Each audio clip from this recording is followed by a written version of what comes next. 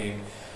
Either one of you guys could take this one, but talk to what Three Black Dots' vision is for creating what I call a franchise, but I know, Jimmy, you call it a world. Talk about how you're going to use the games, the launch of these games, just like the studios Warner Brothers would do with Legendary Pictures, taking comic books and then building a world around them. Talk to that, because this is a parcel of the Three Black Dot philosophy, of which Section Studios is now a partner. So I think Three Black Dot from a marketing side and Section Studios on the development side both share the sensibility of understanding the value of IP. Section Studios we have three divisions in our company. One that is games, we have an interactive division, we also have an entertainment division, so we were also part of the shoot for the Zombie Kill Squad live action. With that, what we wanted to do is always look at whether it be a game development or a mobile app or interactive storybook or anything else that we would do from a sense that we can actually build a world around us and grow it. And this makes our involvement with Three Black Dots so important, because the power of influence, this idea of their followers being, and their aspiration with Tom and Adam, is very important to the extent that we can actually capture the core audience that can be inspired and that can be moved and that can participate in the world that we create. And that was the key difference, I think, between the traditional user acquisition, which I think the analytics really made sense, versus what they were able to do that was very organic. Their audience has already bought in to what they endorse, as opposed to how many ad dollars you actually put in through the different distribution channels. So for us, I mean, that was really important. Section Studio is full of artists. We love the creative component. We're not a tech company, and we want to create content that's timeless and lasting. And I think that's where, when we got together with Three Black Dot, the importance of authenticity and just their inspiration to really capture their audience and to inspire them as well, I think made it an amazing match. Yeah, I think that for us, if you look at any IP development, you want to try to create a rich experience by working with the influencers and understanding their audience and talking to them about what their audience wants to see. We treat mobile apps and PC games as full franchises right from day one. So we try to engage the influencers and know their audience and talk with the audience on what they want to see and then develop it out. Our mobile app is the first insertion into a community. We're going to develop more. We have live action in development, we have animation in development. The idea being that you're constantly developing this rich world out and you're engaging community on a year-long, quarterly cycles, and getting them to intensely engage, whether it's creatively online, creating YouTube videos.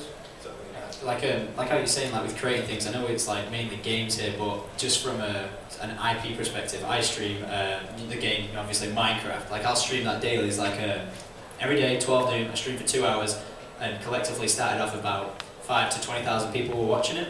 And then each day, like a television show, people tune in to watch it. And now my average stream daily is like 60 to 70,000 people who tune in, like dedicated. Like say, if I say we're launching a new game, there's a new update, people will push like crazy to go and do that. We get a new game in the App Store, and I'm like, guys, if you like it, please leave it a review. We'll get some reviews, and we'll put it in a YouTube video to show like what you guys think of it, and then people will just go over there, like share what their opinions on it, and then absolutely grow the game even more, which helps, with the algorithms of getting it to the top of the, the boards and stuff. But through growing an IP with like Minecraft, I created a series called My Night, and then with that, I don't just want it to be, I'm just playing a Minecraft game or someone else's game again. We want to create it into something completely new, and being able to use Minecraft as the creative tool, but then going to hopefully create, like books from it, comics from it, animations, everything that we can lead every creative aspect we do as just YouTubers ourselves, and like any aspirations we want to do, we can turn that into a whole world, like you were saying. And we can just create something awesome from it, rather than it just being it was just a one-off thing. Like we can fully like diverge it into huge things. Like a book would be cool.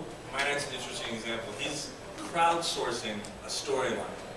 He's working with his community to build a storyline that will be turned into a book. Yeah, there's like a whole lore about it. I just stream and I was like, oh guys, what do you think like some character comes on, like say Adam comes on the server and he stole all my stuff and was like killed it all, but then there's a lore like who's Adam, why did he get to the land, why all this, but there's like a whole wiki about it, like 20-page essays on who I am, what my background is on it and stuff like that. And through creating this like epicness that happened like 4 days ago, I live streamed and managed to peak 118,000 people concurrent whilst a $10 million Dota tournament was going on.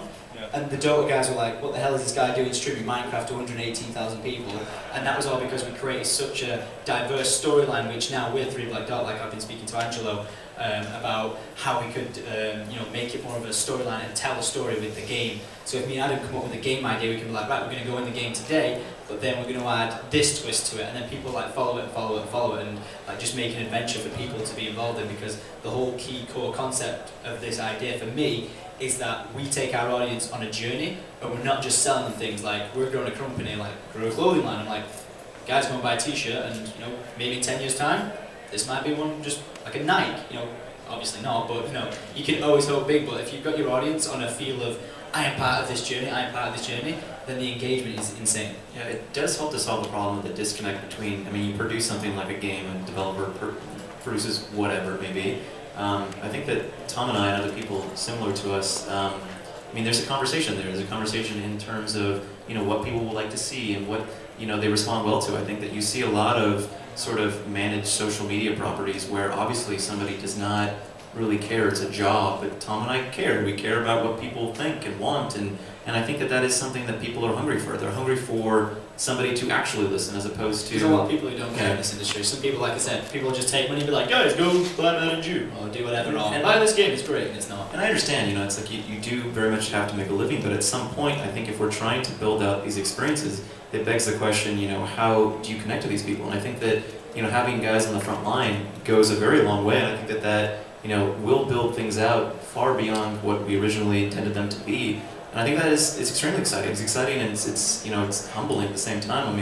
The idea that essentially you can craft this world and it is, people feel like they're shaping it when they're watching and they're there and they're talking and they're in the chat. And that is something it's rough. You see a game and it's released and it has updates and the monetization structure. I understand all these things and they're very important, but I think that there is something that is missing, and I think that is that connectivity, like the ability to actually speak to people is very, very important.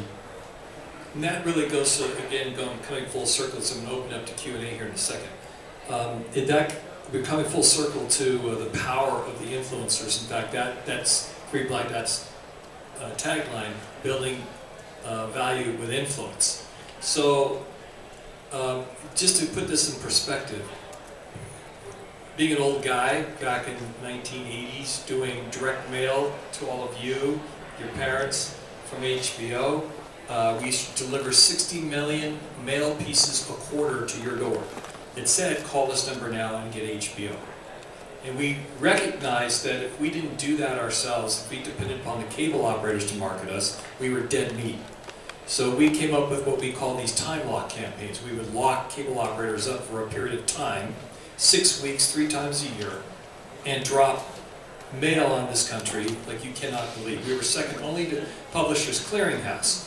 Now I bring this up because, again, if you've lived long enough and been in business as long as I have and seen all these various changes on how people communicate on getting human beings to do products, services, again, I say this is a sea change because back then, if I got a 1 to 2% rate, a 1 to 2% response rate to the 60 million mail pieces I dropped on you, I was a god.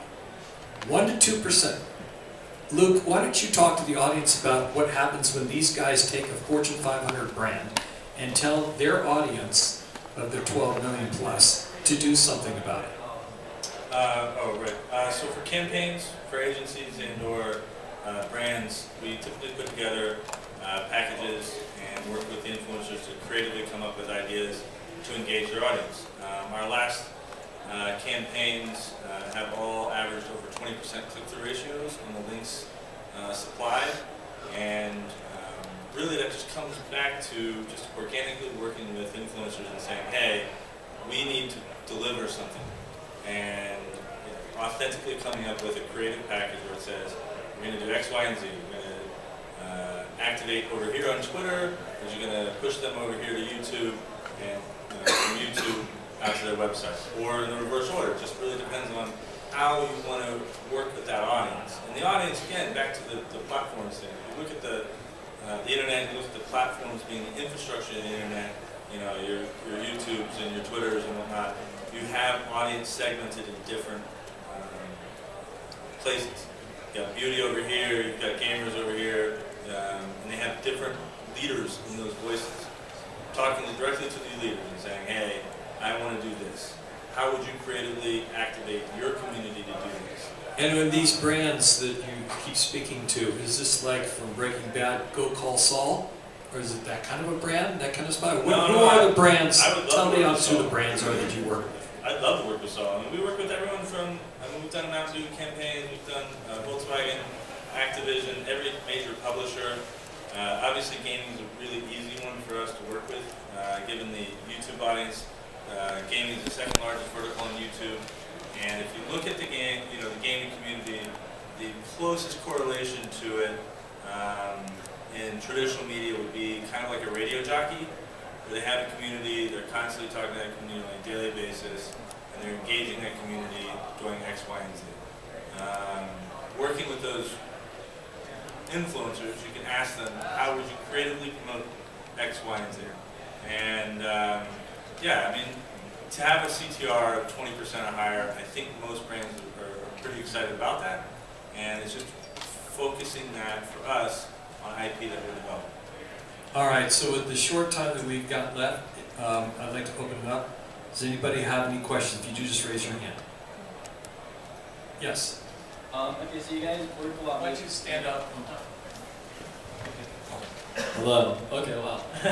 So you work a lot with like a lot of bigger companies, and you play a lot of like Minecraft is an independent game, or started out as it. But how, like, as a developer, if I wanted to leverage like your influence, would I work with you guys? So like I know a lot of big companies you said you work with. Do you guys work with independent developers as well, or have plans for that? Well, it's a conversation I think of value as well, because I think that when you look at, let's say, for instance, YouTube, where it's like you have X amount of subscribers, I don't think that whatever your numbers may be should be dependent upon, like, so for instance, when you say like an indie developer, I think that your skill is not determined by your success financially. It's like, if you've still trying to make your way in, I think that I personally am very eager to work with somebody that has a great idea. And it doesn't really matter to me if you're EA or Activision. It's like a good idea is a good idea.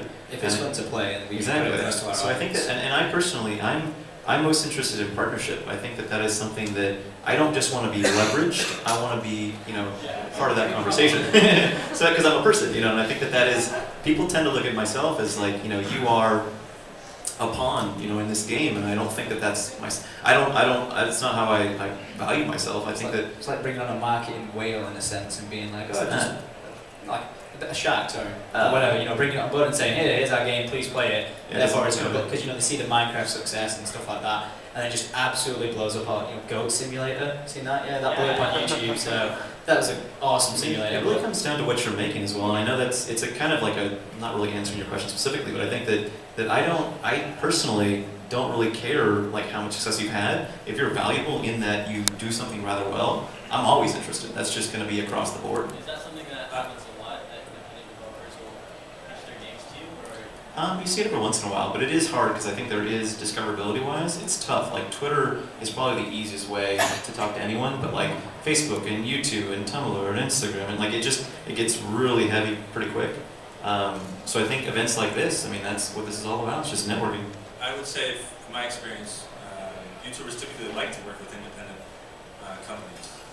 There's a sense of camaraderie. They are independent companies themselves.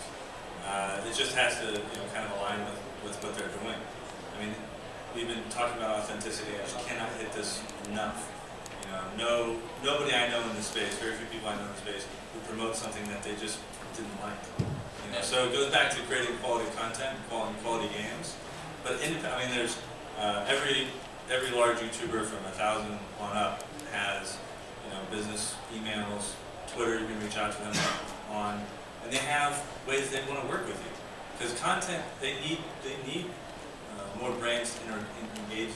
So I would say reach out. You can reach out to 3 Black Dot, you can reach out to a lot of other companies that are starting to pop up. But organically working directly with the influencers is the best way to do it. Finding that partnership. How do you find the YouTube influencers? Do you just search, hey, show me YouTube influencer? Yeah, you could go on like VidStats and search like top 24 most subscribed in the hour or something, or sorry, the day, and then you could just look through and be like, oh, this is a person, makes video games based around a fighting game, and I'm making a fighting game myself, so I'll contact him and be like, yeah. The easiest thing, like, just basically it's called bidstatsx.com. You can just go to gaming, you just go to top 100, and there's a list. It's pretty easy. Also, there's Social Blade, there's lots of little websites that have popped up. If you go old school and you type in, depending on what game you're producing, say YouTube, and then choose 3 or 4 different FPS, gamer, and choose 3 or 4 different tags, and then it'll pop up. Also, to that note, I think that it's important to, actually don't just look at numbers like, oh, this guy has X amount of subscribers. Look at the content they're making, because there's nothing worse than approaching someone and be like, play this game, it has nothing to do with what you like. Like, I think that it's important to value, like, in the same sense, it's like I like to value other people's time. I'd very much like for the person wanting to work with me, know me a little bit more than just like, you're doing great. I think that there is another level to it, and I think that finding the right person for the thing that you have is very, very important. Yes. Just curious what you guys think of Glue's Kim Kardashian game. What is it? $200 million, Is it right? $200 million?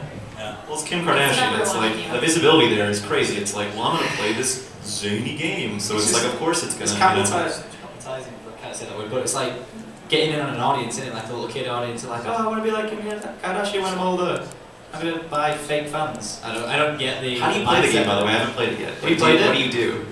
Can you brief us? It's a celebrity shopping sort of game in which You should buy high heels and stuff like that yeah, for real cash. So your mum's like, why have you spent $30 on high heels for the Kim Kardashian So game? your microtransactions are more shoes? Is that essentially what it is? It's not all shoes, but yes. So I want to living put this in perspective. That's a great question, because she's bringing up celebrity influencers, which is very different. They're celebrities in their world, but they're not celebrities as we know them, right?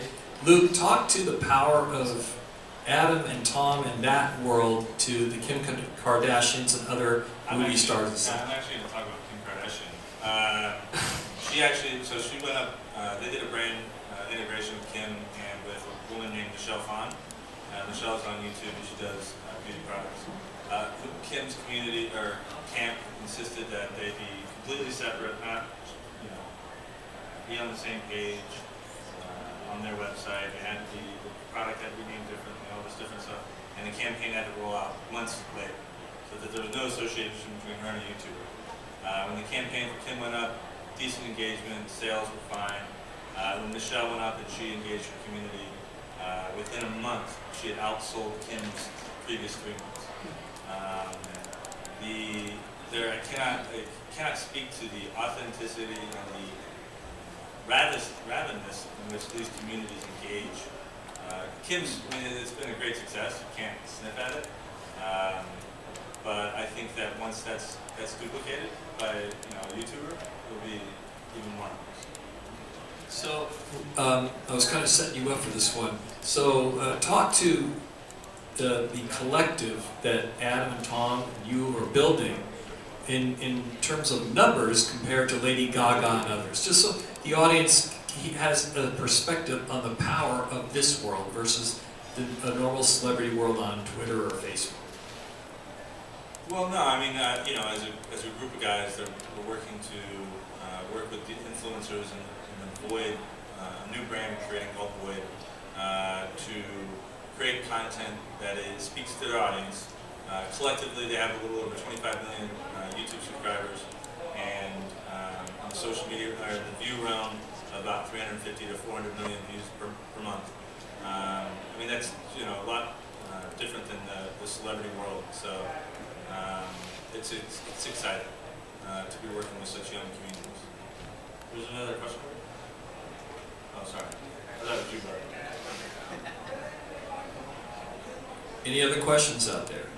Oh, right here. I'm sort of formulating this on the fly. You know, in the vernacular, you guys are what might be known as disruptors. Yes, we That's are. a very good. That's Yes. a very good description. Reporters hate us. Like, Yeah. they do. You know, like in the gaming industry, there's like certain, Oh, not me media. specifically, yeah, but like traditional like reporters, medias on like gaming industry stuff. Like there is so much hate between them guys, the reporters, traditional, and the new guys who are like, oh, so today in video I'll keep you updated with what's to happen because they're now stealing their sort of marketing and stuff like Well, that. there is a shift. I think that people want to feel connected to the content, and I think that when you simply review a game or what have you, there's not a whole lot of engagement. You can say, yes, I agree with this review, or I don't. But when we're actually live streaming or making videos, you're talking to people, and I think that that is something that it is a shift. It is disruptive because, you know, I personally find that much more interesting to me, that I can actually have a conversation as opposed to somebody dictating to me how the conversation is going to go. And I think that a lot of people are very, very hungry for that. So, yeah, I guess we are disruptive. It is so. just something new. It's like when VHS was huge and then a DVD came along. It's like just a new sort of thing came along that did something a little bit better. Not to insult like reporters in the game industry, not being rude there because we don't do that. But I've seen it. I've got loads of friends in the gaming industry as reporters from the UK side, and I hear non-stop from them about like how X person is disrupting it. But it's just like that's how any industry goes. You know, there's upsides, there's downsides, and it's just how the evolution works. Yeah, I think that that's a very good description for these guys, and I think, well, I know that there's tongues being bit right now. They're being very quiet on some of the things that they're going to be doing that you'll be hearing about over the course of the next year. You'll be hearing a lot, in my opinion, about 3 Black Dot, because again, this is a sea change of what they're about to do. This is different than Maker Studio, this is different than Full Screen, this is different than Cinema, and all the other multi-channel networks. And they're setting out now to prove that the power of influence is the new way of marketing and driving product services to human beings everywhere. How much time do we have? One more? Okay. Also to that note too. So go ahead. Well, it was great. You guys totally anticipated where I was going with the question, and you did too. You know, which is basically the incumbents, when the disruptor starts to rear its head, starts to try and preserve their fiefdom. And I'm wondering whether you have encountered some of the stuff like that, and if so, what forms take. Well, you're seeing it before you guys grab this. You're seeing it in the form of Disney acquiring Maker Studio. As I began this panel, they did that, in my opinion, because of the audience and the power of the audience. They just didn't think through what it was they were acquiring. And again, there are changes that are going to occur in that vernacular. So, but the power of the influencers, gentlemen like Tom and Adam, are leading a charge for change. And it's about discoverability. I mean, think about it. If I dumb this down to old media, when I was starting doing HBO, my biggest fear was CBS, NBC, and ABC. There wasn't even a Fox. And maybe scattering of cable networks here and there, and then Showtime and the Movie Channel popped up right after we launched with Cinemax. So my fear as a marketing guy at HBO was, how do I cut through that clutter? How are we going to get human beings to know what's on HBO? Well, let's fast forward to the year 2014. We got over-the-top, video on demand, pay-per-view, a slew of broadcast networks, a slew of cable networks, and let's not forget everything over the top, including what's on YouTube. It's insane. So how does a human being find anything of substance for them, unless they already know what's on? Our culture, not just in this country, but around the world, sociologically speaking, has always been, you've heard the term a lean back society. We like people doing things for us. Programming. Well, there's no TV guide for the internet. Effectively, these guys are a new form of that. They're influencing human behavior on what they're going to watch and when. And that's what part of this disruption is about. It's about discoverability. I think we've hit four different types of pushback. Is that what you're alluding to? From the user acquisition side of things, as Jimmy alluded to, we met with companies to discuss that. They pitched us on a proposal, $50,000 a month, $100,000 a month. We said no, and we wanted to test this this concept in theory. We haven't heard back from them again because they don't want to engage there. Adam and Tom already touched on the game.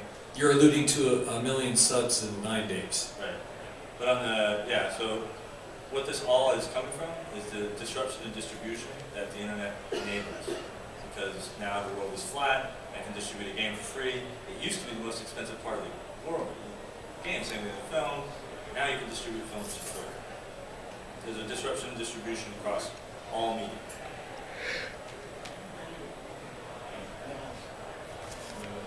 Any other questions? Thank you for that. I did. I had another question, but now I actually changed my mind. Thank you. It's been super interesting. I wanted to ask you two about how you feel about tablet and mobile games. I know you're doing Minecraft and those types of games. Is there anything core enough for you? Or? I think there's a lot of space for improvement. I think that I personally, and I think that as of recently, multiplayer, like Bluetooth connectivity, is something that we very much enjoy.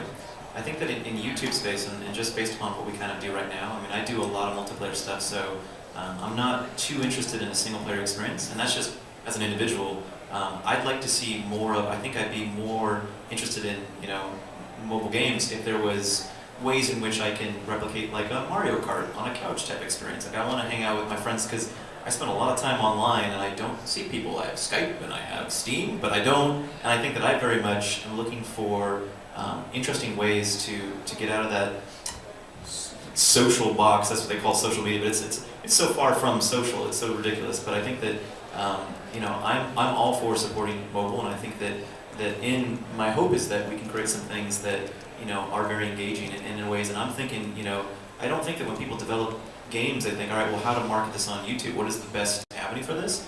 But we're thinking that way. We're thinking, okay, so if I'm really going to engage my audience, I'm really going to give them things they want. I think that it's getting together and engaging and having fun with your friends. So I think that PC gaming gets it now because whether it's Battlefield or Call of Duty or whatever, it makes a lot of sense. Even Minecraft, I think that would perhaps be. I'd like to see more of that. It's like we've been playing games like all day and all yesterday, just playing like a connected game where you can connect via Bluetooth, and then it's multiplayer, it's in real time stuff like so. I don't know if it has, but say Minecraft Pocket Edition, they had a Bluetooth connectivity. So say if you're on the plane with your friend next to you, you can jump in the same world and play on the same server. Then you're not just playing a game on your own. You've got your friends there, and you can just join in. Because I think that's the best part about gaming. I used to be Adam's always been a multiplayer guy, and then I've always been known as like the single player guy. And then I moved into multiplayer stuff, and gosh, I've had the most fun playing multiplayer games in the world. Not been like a social outcast, like don't play. I play like Call of Duties or stuff like that, playing multiplayer. But then I kind of just decided, right, it's time to really enjoy games with other people, and I think it's the best way for it. And the game they're talking about is Super Stickman Golf. it's the best game in the world. It's a mod of Super Stickman. It's a mod. Flappy Golf. It's a mod of Super Stickman amazing. Golf. Where again, you can turn your airplane mode on to play on the airplane, and you put Bluetooth on. So your airplane. Yeah, we were playing it on the way in from LA. We were like screaming at each other. It's like basically the first one to get to the hole as fast as you can, and you just flap all the way there and get in. And we've just been absolutely addicted to it like crazy. So more multiplayer. Yeah, more multiplayer, definitely. Hey guys, thank you so much for an awesome panel. First of all, I'm struggling a tiny bit trying to figure out how to translate this partnership model for an audience that is slightly more female skewing. I'm curious about your thoughts as to who your counterparts are in this space. I don't think there are the Michelle Pfans of the world because she's more focused on like makeup and fashion, but are there like female counterparts to yourselves in the gaming space? Yeah, absolutely. So for TKS, you can talk about it. Okay. Yeah, we're actually with the new relaunch of Zombie Killer Squad. We're introducing a character. Her name's Ihaz Cupquake on YouTube. And that launches this month. This week. Well, it's this week. And at Comic-Con. And absolutely. Again, you can find any audience you want online. Sometimes they're aggregated in very large places. Sometimes they're aggregated in 100,000. We've worked with influencers in 100,000, 50 to 100,000, and they've had literally almost 50% click-through ratio. So you can convert, and you do 10 of those, and you're at a million. So, or 20 of those, you're at a million. And also, too, what I'd like to hope to do is blur the line between like female and male gamers. I think that's always kind of a very strange state of affairs because, like, for instance, as a frame of reference, my girlfriend Kathy started a YouTube channel about 2 months ago. And the reception's been great, and she's had a lot of fun. And I think that what I've tried to tell her in terms of she's looking at analytics and demographics and who's watching and what is her female audience base. And I said, listen, it's not about male, female. It's like people are watching your stuff and they're engaging. It shouldn't matter. And I think that I think what happens is that people they think of themselves on this side of the fence or that. It's like just jump in. Like I know that there is a lot of, and that's a different conversation for another day. But I think that if you want to, it's like we have to define where this is going forward, and we can't just sit back and let other people define it for us. Also, live streaming for females is huge. On Twitch, there's about 25 to 30 really large female audiences that they do tons of views. 5 or 6 of them live here in Bay Area. So I'll give a push to a friend of mine who just is starting one, who's a woman, a young woman, looks like about your age. She's 28, and I complimented you there. You don't want to go. You don't want to be put in jail. So you guys should go on YouTube and watch the Travel Muse, M-U-S-E. She's creating 3-minute vignettes, short, every Tuesday, for particularly targeting women who are in her age group, who are just getting married, having children, or in the workforce, and don't think they have time to travel. So she's putting these very cute vignettes together, or traveling in Vietnam, or Los Angeles, or a dog's view of Los Angeles. It's all cute, real fun. So there are women who are trying to break through.